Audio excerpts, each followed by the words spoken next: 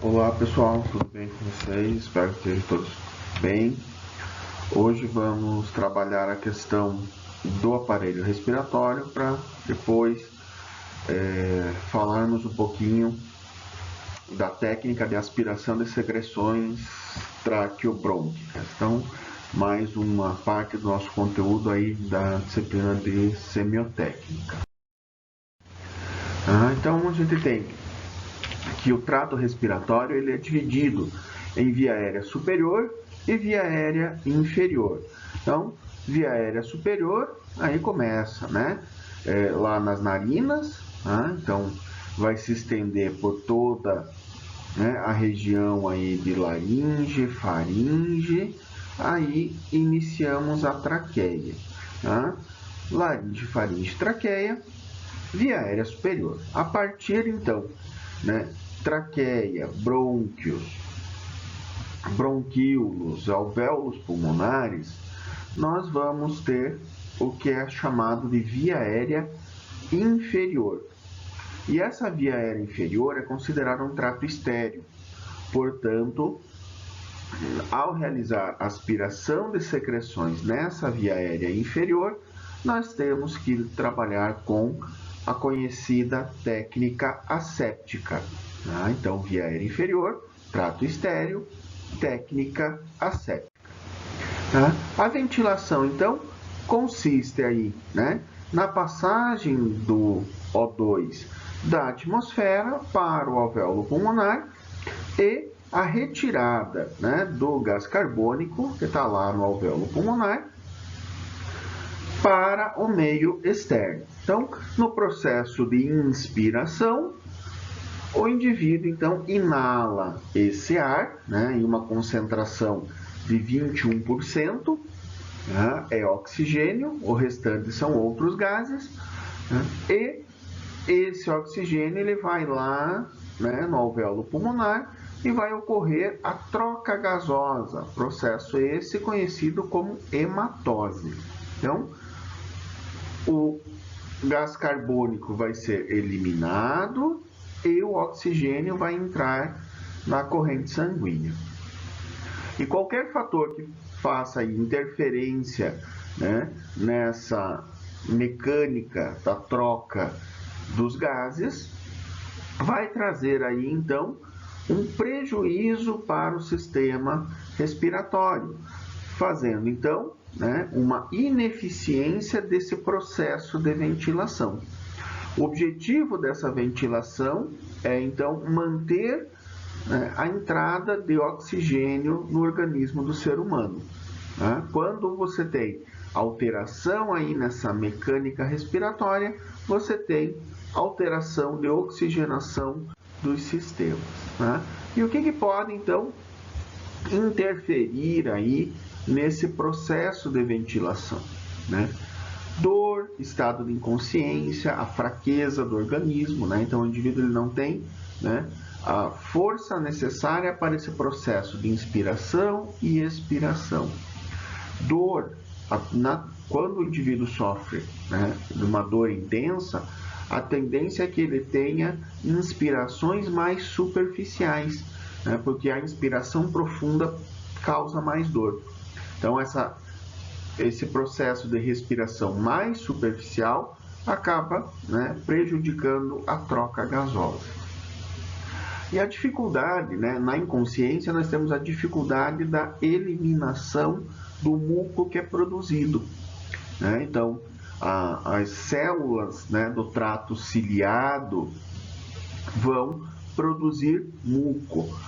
Então, a nossa via aérea, ela consiste nessas células mucociliadas. Elas produzem muco, que é também chamado de secreção traqueobrônquica. Quando o indivíduo está inconsciente, essa secreção ela não consegue ser expectorada. Então, no estado de inconsciência, se inibe o reflexo de tosse. E esse paciente ele deixa, então, de expectorar as secreções traqueobrônquicas, fazendo com que elas fiquem acumuladas, prejudicando a passagem do ar. Portanto, lá no final você vai ter uma diminuição da oxigenação e, né, faz uma obstrução por secreção nessa via aérea. Ainda, né, acúmulo de líquido na via aérea. Esse líquido pode ser aí água, no caso de um afogamento, ou, né, sangue e outras secreções do organismo do ser humano. Né? Repouso contínuo em posição supina. Então, aquele indivíduo, né, que repousa em pé, ele acaba tendo aí uma obstrução da via aérea, né, pela flexão aí do pescoço, e acaba então tendo uma dificuldade respiratória.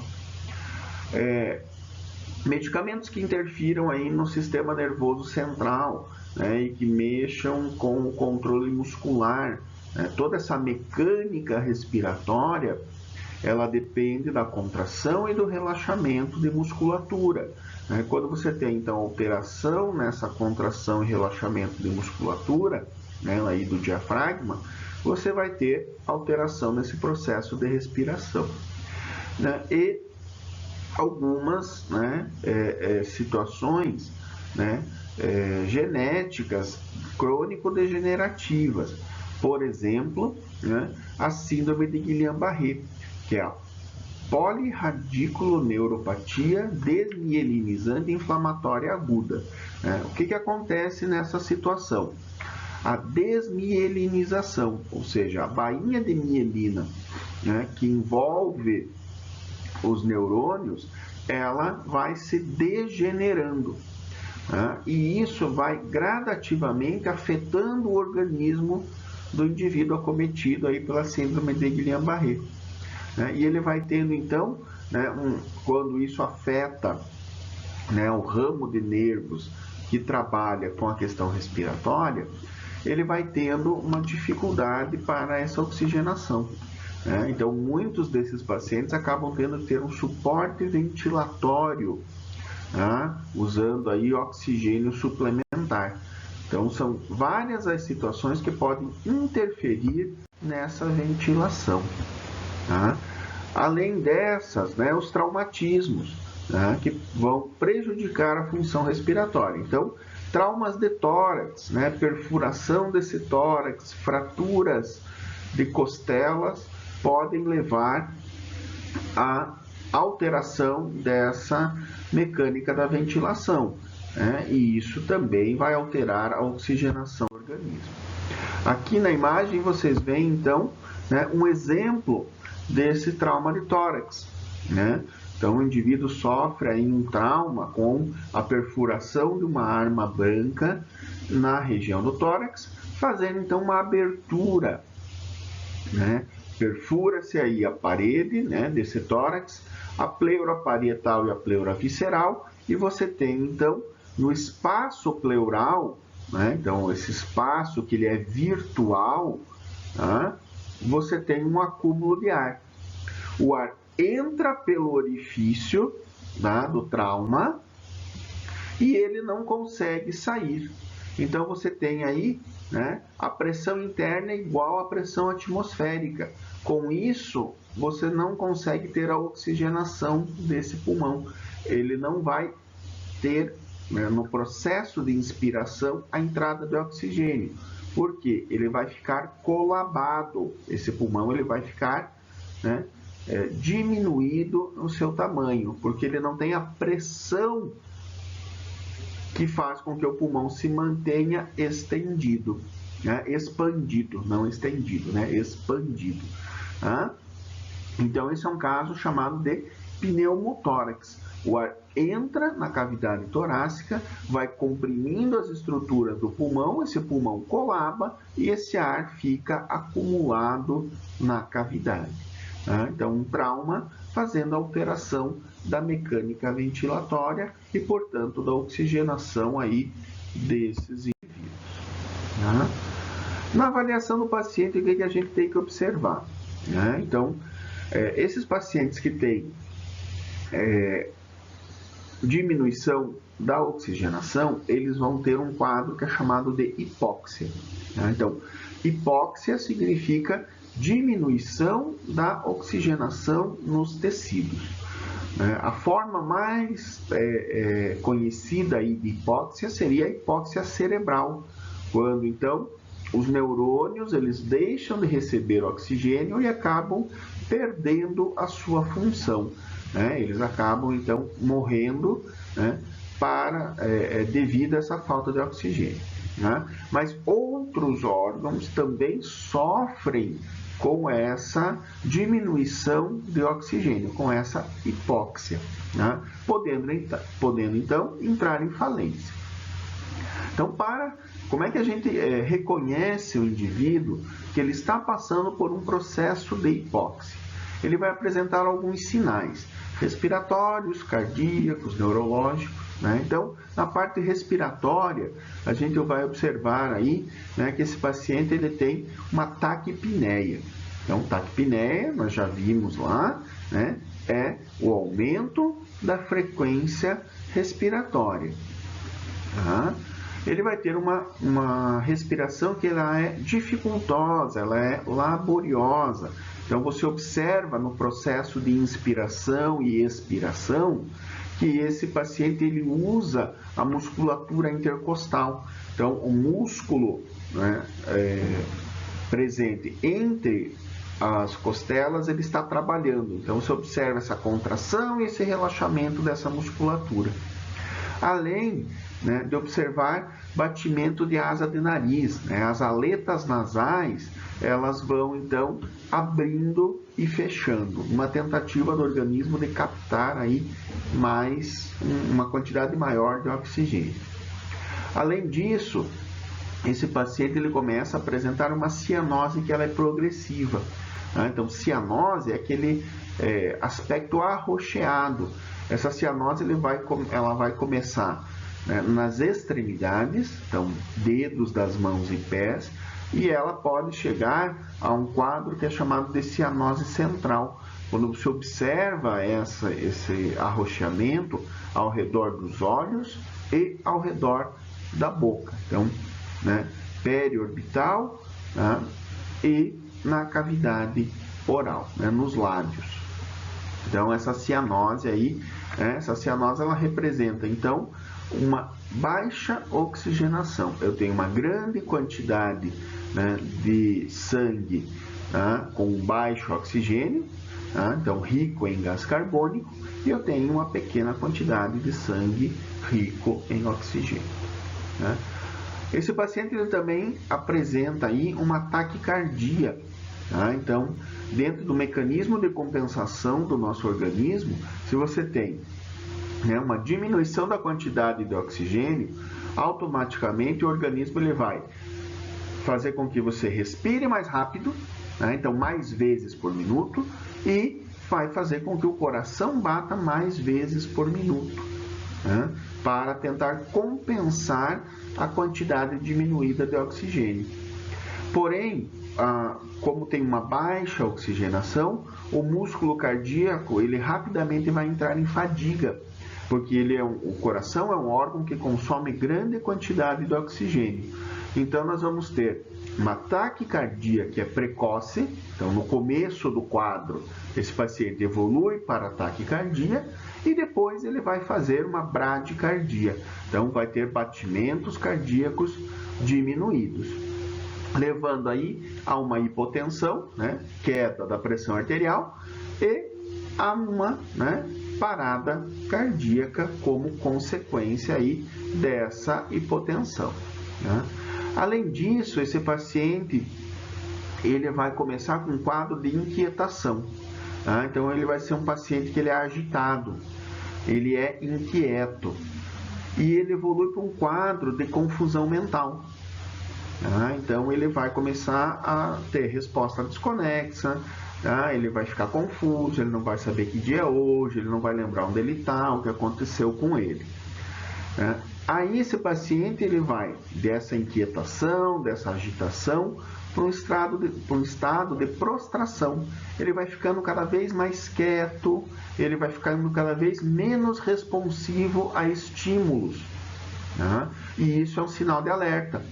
Então, aquele paciente que está gritando, chamando o tempo todo, agitado na maca, Quando de repente ele fica quieto, isso não é um bom sinal. Tá? Isso pode indicar uma baixa de oxigenação, né, cerebral nesse caso, e ele está rebaixando o seu nível de consciência. Aí esse paciente ele pode evoluir para um quadro convulsivo, então fazer episódio de convulsão, e evoluir para coma. Tá? Ficar então não responsivo a estímulo. Tá? Além disso, a gente observa aí uma palidez nesses pacientes que estão com sinais de hipóxia e insuficiência respiratória. Tá? Então, essa insuficiência respiratória, né, vai ser traduzida pelo paciente, né, com algumas, né, expressões. Né? Então, ele é um paciente que ele respira, ele fala para a gente, né, que ele respira, mas o ar não entra. Né? Por quê? Ele não tem uma oxigenação. Né? Então, ele faz o processo de inspiração, não ocorre a troca gasosa e ele tem essa sensação de angústia respiratória, como se ele não estivesse conseguindo respirar. Né? Então, a respiração vai ficando cada vez mais rápida e mais superficial. Né? Ele vai tentar respirar mais vezes por minuto para tentar compensar. O pulso vai ficando fino e fraco, né? Filiforme. Ele começa a entrar no estado de medo e apreensão, tem dilatação de pupila, ele fica no estado de alerta. Né? Faz aquele quadro neurológico de confusão e inquietação, né? Então ele fica agitado, ele fica confuso, ele quer levantar, ele quer sair da maca, né? Fazendo aí, né, a cianose de extremidades, né, e cianose perioral. Tá? Então, esse paciente é um paciente que é considerado grave. Né? Então, o paciente que está apresentando sinais de insuficiência respiratória, ele é um paciente que está em situação de emergência. Tá? Rapidamente ele pode evoluir para uma parada respiratória ou uma parada cardíaca, ou ambas, né? Uma parada cardiorrespiratória. Tá? Então a gente tem que tomar muito cuidado aí, né, com esse quadro que o paciente vem aí apresentar. Tá? Para reverter esse quadro, aí a gente lança a mão de algumas terapêuticas, né, que vão ser divididas aí em métodos não invasivos e métodos invasivos. Né? Sempre a gente vai, né, tentar trabalhar com métodos não invasivos primeiro, para ver se, né, se ele for um paciente clínico, né, não for um paciente aí vítima de trauma, que tem aí a necessidade de um método invasivo e de imediato, tentar trabalhar com uma terapêutica não invasiva, para daí, se necessário, evoluir para uma terapêutica invasiva. Né? Então, as não invasivas seriam, né, a oxigenoterapia, então, colocar, né, oxigênio na via aérea desse paciente por meio de máscaras e catéteres, né? A nebulização, né? Então abrir essas vias aéreas, né, com nebulizador, né? Nebulização sempre envolvendo aí, né, a questão de medicação broncodilatadora, né? Fisioterapia torácica, né? Então para, né, reeducar o processo de respiração desse indivíduo. Né? E dentro aí das terapêuticas invasivas, a intubação orotraqueal, né? Então a intubação orotraqueal vai colocar esse indivíduo numa situação de ventilação mecânica, né? E o método cirúrgico, que seria então a realização de uma traqueostomia. Também é a abertura de uma via aérea cirúrgica, ligando esse paciente à ventilação mecânica. Né? Então, quando a gente fala das terapêuticas invasivas, né, esse é um equipamento chave aí. Né? Então, esse é o ventilador pulmonar mecânico, né, o respirador, tá? Que hoje em dia aí está sendo tão falado. Né? Então, esse equipamento ele vai ter diferentes modalidades de ventilação, e daí para cada tipo de alteração respiratória você vai trabalhar com uma modalidade específica, né? E vai então né, mudando a modalidade da ventilação à medida que o quadro do paciente vai evoluindo. Né? A inspiração se dá de forma forçada, então a máquina, né, que vai ser programada com o tempo de inspiração, então quantos segundos vai injetar o ar, quanto tempo vai esperar para um novo ciclo, né, o tempo de expiração, né, qual o volume de oxigênio vai ser fornecido, com que pressão esse oxigênio vai ser fornecida, tudo isso é programado nesse ventilador mecânico. A inspiração se dá, então, sob essa pressão e a expiração vai se dar de forma passiva. A máquina, então, manda o ar e ocorre a troca gasosa, o processo de expiração se dá de forma aí passiva. A oxigenoterapia, então, não invasiva, né, seria essa administração do oxigênio. Né? Lembrando que o oxigênio no ambiente, ele, né, é fornecido aí a uma concentração de 21%. Então, de todo o volume de ar que nós inspiramos, 21% é oxigênio, o restante são outros gases. Tá? Então, sempre que você vai trabalhar uma terapêutica de oxigenoterapia, você vai ofertar um volume, né, que é no mínimo 21%, que é o ar ambiente. Né? A gente tem que cuidar um pouco com essa oferta de oxigênio, né, que cada indivíduo ele tem aí, né, uma característica própria, né, e o oxigênio a 100% ele é considerado tóxico para a célula. Então a gente sempre tem que cuidar aí, né, para não ofertar uma quantidade maior do que aquilo que o paciente precisa, porque eu posso fazer o efeito inverso, né, e não ter aí o benefício que eu quero, e sim ter um prejuízo. Né? Esse oxigênio, então, ele é um gás inodoro, insípido, transparente, né, um pouco mais pesado que o ar, né, e a gente tem que tomar muito cuidado dentro do ambiente hospitalar, porque este é o elemento que alimenta a combustão. Então, vazamento de oxigênio no ambiente hospitalar ele é perigoso.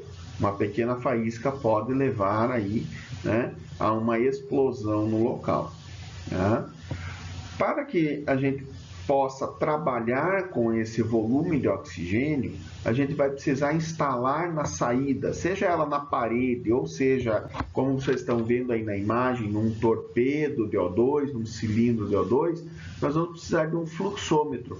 Fluxômetro, então, é esse equipamento aqui, que está na ponta, tá, da imagem que vocês estão vendo, que ele regula o fluxo de ar.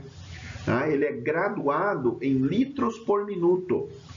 Então, a gente oferta oxigênio em litros por minuto. 1, 2, 3, 5, 10, 20 litros por minuto. Tá? Sempre, então, avaliando a necessidade que esse paciente, né, precisa, né, por meio aí da verificação dos gases arteriais. Então, que seria a realização de gasometria arterial desse paciente, para verificar o quanto de gás carbônico eu tenho, o quanto de oxigênio eu tenho circulando nas células. Tá?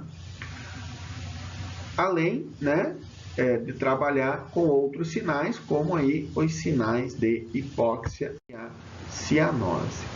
Esse oxigênio ele pode ser ofertado, então, no catéter tipo óculos. Né? Então, é um catéter que vai ser instalado nas narinas do paciente, né? Sendo aí um método confortável, né? Não tem a necessidade de a gente retirar para a alimentação do paciente, né? Não prejudica a comunicação dele, porém a gente consegue ofertar uma quantidade muito pequena de oxigênio para esse paciente nessa forma. Tá? Então, aí entre meio e 6 litros por minuto no máximo, tá? Ofertando aí no máximo 44% de oxigênio. Então, veja, é um volume pequeno com uma concentração não tão grande. Então, eu vou usar esse tipo de catéter quando eu tiver um paciente que ele está insaturando, tá? Ele está com uma dificuldade respiratória, mas não é uma dificuldade importante. né? É algo que eu consiga compensar com uma concentração, um volume pequeno desse oxigênio. A máscara, né, também pode ser utilizada para a oferta de oxigênio no paciente. Então, a máscara ela tem uma concentração maior, eu consigo ofertar aí até 10 litros por minuto, né? Com uma concentração de O2 entre 35% e 55%.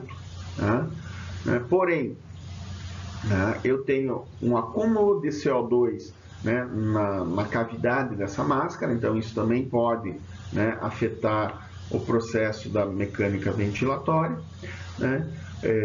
Não permite o paciente comer, tossir, né, tomar água. Então, a cada instante, esse paciente está retirando essa máscara, né, para falar, para comer, para tossir. Ele vai querer beber água continuamente, porque o oxigênio ele resseca a mucosa. Então, acaba aí sendo uma desvantagem, tem que ser avaliada. Não adianta eu ofertar oxigênio se a máscara vai ficar fora da via aérea, né? De ficar lá do lado do pescoço do paciente. Então, aqui a gente tem esse modelo, né, da máscara simples, que ela vai vedar nariz e boca, e ela vai então ficar acoplada, né, na face do paciente com elástico que fica aí atrás da orelha. E essa outra máscara que a gente está vendo aqui, vocês têm uma névoa úmida. Então, essa parte ela vai ficar encaixada no queixo do paciente, e vai sair um vapor de oxigênio aqui. Então, um oxigênio umidificado. Por falar nisso, é sempre importante lembrar que a gente tem que ofertar esse oxigênio umidificado para o paciente. Sempre que eu for ofertar O2 úmido, para que não ocorra ressecamento de mucosa. Então, eu posso ofertar pela máscara simples ou pela névoa úmida esse oxigênio para o paciente. O catéter simples, então um catéter único, né, que vai ser introduzido em uma das narinas, porém ele também tem uma baixa concentração, aí no máximo 4 litros por minuto, e a gente tem uma perda muito grande. Então só vai se aproveitar aí de 25% a 30% do que vai ser ofertado para o paciente, porque no processo de expiração esse oxigênio acaba se perdendo. Outra coisa que a gente tem que tomar cuidado é com o padrão respiratório do paciente. Não adianta nada eu instalar um catéter nasal no paciente, seja ele único ou duplo, como aquele tipo óculos, se o paciente ele tem um padrão respiratório oral, ou seja, ele respira pela boca. Aí eu tenho que instalar uma máscara, para que ele consiga aproveitar esse oxigênio suplementar que eu estou ofertando. Então, às vezes é muito comum a gente ver o paciente com catéter respirando pela boca, e daí você não tem aí a eficácia necessária para, né, a terapêutica oxigenoterapia. A nebulização também é uma forma da gente, né, trabalhar, uma vez que, né, nessa nebulização eu posso, além de ofertar oxigênio, ofertar medicação. Então, os broncodilatadores, por exemplo, são aí, né, utilizados desta forma. Então, seja pela inalação, né, então aquela nebulização clássica, né, que você fica ali, né, respirando aquele vapor, ou as bombinhas, né, que contém broncodilatadores. Esses broncodilatadores eles vão expandir as estruturas da via aérea, liberando esse pulmão para a passagem do ar. Então, fazendo a dilatação dessa via aérea. Também é uma forma de ofertar, né, oxigênio para o paciente. Então, as vias, né, não invasivas e as vias invasivas. Então, Lembre que nas vias invasivas nós vamos ter aí a intubação e a via cirúrgica, que seria a realização de uma traqueostomia. Tá? Então, era, né, até aqui que a gente tinha que chegar para esse vídeo. Né? No próximo, a gente vai começar a trabalhar com a técnica necessariamente da aspiração de secreções. Tá? Então, até a próxima, um grande abraço a todos, espero que vamos, né, nos vermos aí em breve, até mais.